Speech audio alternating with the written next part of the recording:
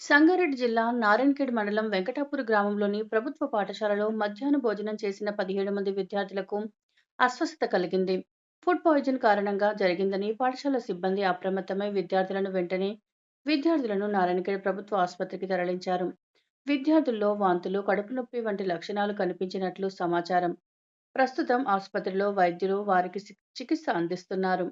విద్యార్థుల ఆరోగ్య పరిస్థితి స్థిరంగా ఉన్నట్లు వైద్యులు తెలిపారు.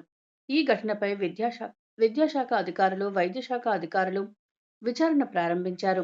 మధ్యాహ్న భోజనంలో నాణ్యత లోపించిందా అనే కోణంలో ఆరా తీస్తున్నారు. ఏం తిన్నావు?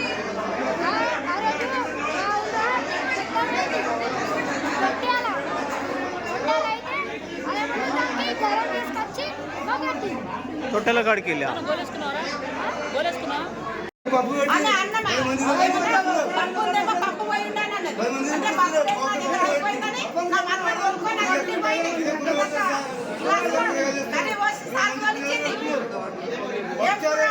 గుర్తుపడతారనే కదా అంటే మేము చెప్పేటప్పుడు అలా ఇంటికి పోయి తీసుకొని వచ్చిండు.